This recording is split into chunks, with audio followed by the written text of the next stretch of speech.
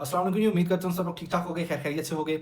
Ethereum क्या करने वाला है, ऑल कॉइन्स कैसे बिहेव करने वाले हैं इस वीक के अंदर, ये वीक ऑल कॉइन्स और इथीरियम के लिए कैसा होने वाला है, इस वीडियो के अंदर मैं आपको ये बताने वाला हूँ। सबसे पहले हम लोग रिकैप देखते हैं। पिछले हफ्ते में आप लोगों को जब इथीरियम 3000 पे था, मैं आपको कहता हूँ इथीरियम 2800 तक जा सकता है, लेकिन इथीरियम 2800 वाला जो रीजन है ना, उधर नहीं जाता। इथीरियम ब्रेकआउट करता है और फिर उसके बाद 3 और ब्रेकआउट्स करता है। 3400 को ब्रेकआउट करता है, 3600 को ब्रेकआउट करता है, 3800 को भी आज ब्रेक कर देता है। 3800 वाला रीजन भी अभी टैप कर चुका है और अगली जो उसकी रेजिस्टेंस बन रही है, या अगला जो उसका लेवल बन रहा है, वो $4000 का लेवल बन रहा है। 4091 तक उसकी नेक्स्ट रेजिस्टेंस है। ये 3900 से 4091 तक है, ये पूरा रीजन है। रेजिस्टेंस में आपको एक चीज़ बता दूं, लेवल नहीं होता रेजिस्टेंस का। रेजिस्टेंस का हमेशा रीजन होता है। जो आपको एक फिक्स बताते हैं ना, दैट इज नॉट रेजिस्टेंस। वो उस रीजन की एवरेज प्राइस आपको बता रहे होते हैं। रेजिस्टेंस हमेशा इस एरिया से इस एरिया के दरमियान ये रेजिस्टेंस होती है, ठीक है। ये वो एरिया होता है जिधर ज़्यादा वॉल्यूम पड़ा होता है, जहाँ से रिजेक्शन के मैक्सिमम चांसेस होते हैं। तो रेजिस्टेंस एरिया जो है ना, वो 3900 से 4091 है, ठीक है। तो मेरा एनालिसिस देखें फेल हुआ। मैंने आप सब लोगों के सामने आके, मैंने पहले भी जब फेल हुआ तब मैंने आपसे आके अपोलोजाइज़ कर लिया। देखिए, एनालिसिस किसी का भी फेल हो सकता है। हर बंदा, कोई भी इधर अल्लाह माफ़ करे फरिश्ता नहीं बैठा हुआ है। अगर जिस तरह आप मुझे इनबॉक्स के अंदर आके यार स्क्रीनशॉट भेज रहे होते हो कि यार मैंने ना फलाने बंदे को मैंने गाली दे दी, भाई क्यों दे दी? मुझे कोई अच्छा थोड़ी लगेगा आप लोग किसी को गाली दे रहे हो, तो आप अपने अमाल जो है वो ज़ाया कर रहे हो। आप अपने लिए जो है ना वो गुनाह कमा रहे हो, तो ऐसे नहीं करो, नहीं करो ऐसे। अगर किसी ने आपको कोई, मैंने देखिए आपको 12, 13, 14 तारीख को मैंने बोला कि यार मैं ऑल कॉइन्स में बाय कर रहा हूँ, ठीक है। अगर आप मेरे साथ बाइंग नहीं कर सके और आपने क्लोज कर दी, तो आपने किसी के कहने पे क्लोज की, तो आप उसको जाके आप गाली क्यों दे रहे हो, ठीक है। वो तो उसने तो एक पब्लिक सर्विस दी आपको, तो आपको उसको थैंक यू करना चाहिए कि उसने पॉसिबल अपनी नज़र के अंदर उसको नज़र आ रहा था कि आपको लॉसेज हो सकते हैं, उसने आपको बंद करवा दी, तो अगेन आपको रिकवर करवा देंगे वो। अगर आपने उनको मेंटोर माना है तो मेंटोर मानो उनको। फिर मुझे आके आप ये ना बताओ यार मैंने उनको गाली दे दी, मुझे क्या खुशी मिलेगी? आप उनको गाली दोगे तो मुझे बिल्कुल भी खुशी नहीं मिलेगी। आप please please please be sensible, act sensibly, mature act करें। अगर देखिए, मार्केट किसी की नहीं है, मार्केट किसी साइड पे कोई भी डायरेक्शन ले लेगी। जिस तरह मैंने 2800 बोला था, नहीं आया ना हमारे लेवल के ऊपर, क्या हो गया? मैं रिकवरी करवा दी, चेयर ट्रेड थी, 5 की टीपी हिट करवा दी, रिकवरी हो गई। हम फ्यूचर वाले, हमारी रिकवरी इजी होती है, स्पॉट वालों के लिए बड़ा मुश्किल है रिकवर करना। तो स्पॉट वाले प्लीज़ मुझे आके ना बोले यार इसने हमारा लॉस कराया तो मैंने उसको गालियाँ दी हैं। तो भाई ये मेरी नज़र में ना, मैं ये कोई आपके लिए सिंपैथी तो नहीं होगी ना फिर। अगर आप किसी को गालियाँ दे के आओगे तो कल को मैं आपको, मेरी वजह से कोई गलत मूव मैं कर देता हूँ, मुझे भी गालियाँ दोगे फिर। तो प्लीज़ ऐसे नहीं करें, प्लीज़ ऐसे नहीं करें। थोड़ा सा मैच्योर एक्ट करें। आपके ये मेंटोर्स हैं जिनको आप इस तरह से कर रहे हो, तो यार ये गलत बात है, ठीक है। अब जो भी है गालियाँ देना, बैश करना, क्रिटिसाइज़ करना, इस तरह से नहीं बनता आप लोगों का। चलें, लेट्स मूव ऑन। अब आगे बात करते हैं ऑल कॉइन्स की और इथीरियम की। इस वीक के अंदर क्या होने वाला है, इथीरियम के कौन से लेवल्स हैं जो एक्टिव हैं। इथीरियम को पहले तो कल तक, लाइक मंडे की शाम को इन रेंजेस से इथेरियम को एक पुल बैक लेना चाहिए, और वो पुल बैक होना चाहिए $3500 से $3600 के दरमियान का। ये तकरीबन $300-400 का पुल बैक बनता है। ये पुल बैक लेने के बाद इथेरियम को अगेन पंप करना चाहिए, सही है। अब इससे नीचे के रीजन के अंदर क्या होगा, जो 2800 से $3500 का रीजन है, $700 का रीजन है, फेयर वैल्यू गैप्स हैं, बैलेंसेस हैं, वो क्यों नहीं अभी टैप हो रहा? This is of bull run acts.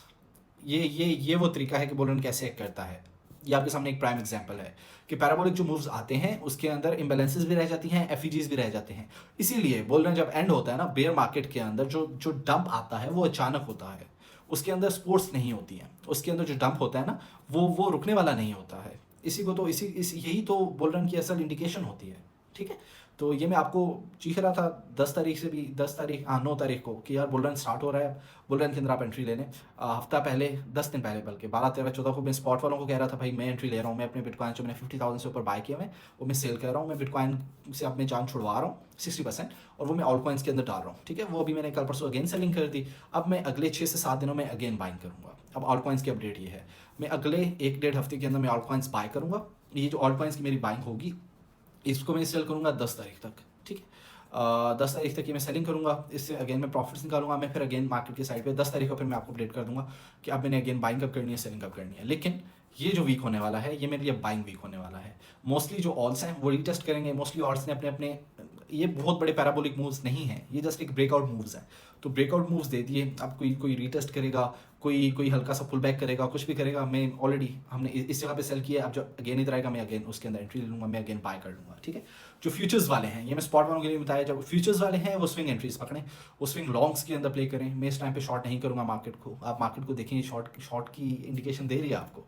इसको कौन कौन पागल होगा जो इस ऐसी मार्केट के अंदर शॉर्ट करेगा। आप लोग प्लीज़ इसके अंदर शॉर्ट नहीं करिएगा। बिटकॉइन को आप कर सकते हैं, बिटकॉइन की मैंने शॉर्ट की ट्रेड भी दी, उसका हमने TP1 भी हिट कर लिया। बिटकॉइन को हम क्यों शॉर्ट कर सकते हैं, क्योंकि बिटकॉइन से पैसा जो है ना वो ऑल कॉइन्स के अंदर फ्लो होना शुरू हो गया है। बुल रन के अंदर ना बिटकॉइन से पैसा USDT के अंदर जाने की बजाय सीधा सीधा ऑल्स के अंदर जाता होता है। बिटकॉइन से पहले USDT में जाएगा ना, USDT की डोमिनेंस ज़्यादा होगी। जब USDT की डोमिनेंस ज़्यादा होगी तो ऑल्स की डोमिनेंस कम होगी, ऑल्स गिरेंगे। अब ऐसा हो नहीं रहा है, बिटकॉइन से डायरेक्टली ऑल्स के अंदर फ्लो कर रहा है। जब बिटकॉइन से डायरेक्टली ऑल्स के अंदर जाएगा तो USDT की डोमिनेंस कम होती जाएगी, ऑल्स की डोमिनेंस ज़्यादा होती जाएगी, बिटकॉइन की डोमिनेंस कम होती जाएगी। समझ रहे हैं इस चीज़ को, ये को रिलेशन प्लीज समझें, तो आप लोगों की ज़िंदगी बहुत आसान हो जाएगी। अच्छा, यहाँ तक तो हो गया जी कि मैं इस वीक के अंदर क्या करने वाला हूँ और इस वीक के अंदर कैसे एक्ट करने वाले हैं। इथीरियम का एक बार फिर से आप गेम प्लान सुन लें। इथीरियम इन रेंजेस से कल शाम तक इथीरियम को एक पुल बैक लेना चाहिए, और इथीरियम का जो पुल बैक है वो $3500 तक का हो सकता है। टॉप की रेंजेस मैंने आपको बता दी हैं, बॉटम की रेंजेस मैंने आपको बता दी हैं। हमने इथीरियम को किधर से पकड़ना है, 3 से 3500 के दरमियान हमें जिधर भी इथीरियम मिलेगा ना, हम स्विंग लॉन्ग की एंट्री उसके अंदर क्रिएट कर लेंगे। ठीक है, ये हम क्लोज किधर करेंगे, $5000 के आसपास, $5000 के आसपास हम लोग इसको क्लोज करेंगे। सही हो गया। ऑल्स का हम लोग क्या करेंगे, जब इथीरियम होगा 3 से $3500 के दरमियान, हम स्ट्रॉन्ग ऑल्स को जो इथीरियम इकोसिस्टम के ऊपर हो, या जिसने पिछले 1-1.5 वीक के अंदर इथीरियम के साथ इतना पैराबोलिक मूव्स लिए हों, उसके अंदर हम स्विंग लॉन्ग्स क्रिएट कर लेंगे। ठीक है, मेरी प्रीमियम के अंदर 16 ट्रेड्स अभी भी ओपन है, सबके सब अल्लाह का शुक्र है, सब प्रॉफिट्स के अंदर हैं, सबके टीपीज भी हिट हो चुके हैं। 2 रहती है मेरे ख्याल से जिनके टीपीज नहीं हिट हुए, बाकी सबके टीपीज हिट हो चुके हैं। ये वो ट्रेड्स हैं जो मैंने 5-6 तारीख से मैंने दी हुई थी, 5-6 तारीख से एक्टिव थी। आज 20-21 तारीख हो गई है अभी इस टाइम के ऊपर, तो वो भी चल रही हैं। जो मैंने आप लोगों को फ्री ट्रेड्स दी हुई हैं, NTRN वाली, SCI वाली, LTO वाली, बिटकॉइन वाली और डॉट वाली, आई डोंट नो, फिल विफ, इतनी मैंने आपको फ्री ट्रेड्स दी हुई हैं, वो भी रनिंग के अंदर है, वो चल रही हैं। ठीक है, उसके जब तक टीपीज हिट नहीं होते हम लोग उनको होल्ड करेंगे। इस पुल बैक के अंदर आप उन ट्रेड्स को एनालाइज करो, उसके अंदर से देखो किसकी आपको प्राइम एंट्री मिल सकती है, उसके अंदर आप एंट्री ले सकते हो। ठीक है, तो आप लोग, उम्मीद करता हूँ इस वीडियो से आपको वैल्यू मिली होगी। ऑल कॉइन्स का अगेन मैंने आपको बताया है कि ये जो वीक है ये मुझे पुल बैक रीटेस्ट वीक लग रहा है, और 30 तारीख तक 30 ऑन एंड ऑफ, ऐसा नहीं है कि अचानक से वो नीचे आएंगे तो मार्केट यूँ वेव की फॉर्म के अंदर मूव करते आएंगे। 30 तारीख के बाद जो है ना वो आपको फिर एक अच्छा, अगेन जिस तरह का आपने पिछले हफ्ते के अंदर पंप देखा है ना, वो अगेन अब हम 30 तारीख के बाद देखेंगे इंशाल्लाह। ठीक है, आज ये 20-21 तारीख है, अगेन मैं आपको 10 दिन का मैंने लेआउट बता दिया है, ये बता दिया कि अगला पंप कब होगा। मैं बाइंग करूँगा 30-31 तारीख तक, मैं 30-31 तारीख तक DCA बाइंग करता रहूँगा। प्राइस ऊपर हो प्राइस नीचे हो, मैं बाइंग करूँगा। क्योंकि मुझे पता है कि मैं प्राइस को इन रेंजेस से ऊपर देखूँगा 30 तारीख के बाद। ये प्लीज़ नोट डाउन कर लें, मैंने आपको पहले भी बताया था, मैं आपको अगेन बता रहा हूँ कि प्राइजेस इन रेंजेस से ऊपर जाएंगी और मैं DCA बाइंग करूँगा। फर्स्ट करें मैंने $1000 का बाय करना है और अगले मेरे पास 10 दिन है, मैं डेली $100 की बाइंग करूँगा। आई विल नॉट केयर कि प्राइस उस टाइम पे किधर है। अब इथीरियम 3800 पे है, मैं तो भी बाय करूँगा। इथीरियम कल 4000 पे जाएगा, मैं अगेन बाय करूँगा। इथीरियम 3500 पे आएगा, मैं अगेन बाय करूँगा। इथीरियम 3300 पे आएगा, मैं अगेन बाय करूँगा।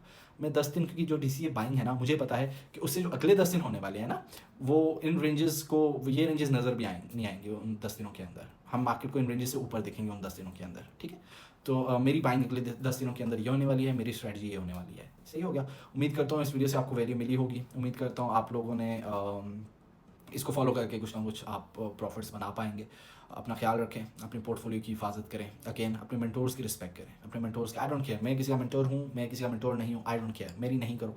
लेकिन प्लीज़ जिनको आप मेंटोर्स मानते हो और उनसे अगर 1-2 बार गलतियाँ हो जाती हैं तो प्लीज़ उनकी रिस्पेक्ट करो। प्लीज़ उनकी ज़िंदगी जो है ना आसाब नहीं करो। अगर वो फ्री के अंदर को वैल्यू प्रोवाइड कर रहे हैं, फ्री के अंदर आप लोगों को बता रहे हैं कि यार इधर एंट्री करो, इधर एग्जिट करो, तो प्लीज़ रिस्पेक्ट करो, प्लीज़ रिस्पेक्ट करो। सही हो गया। आप लोग अपना ख्याल रखो। उम्मीद करता हूँ कि अगली वीडियो के अंदर इसी तरह से वैल्यू लेके आप लोगों के सामने आऊँगा।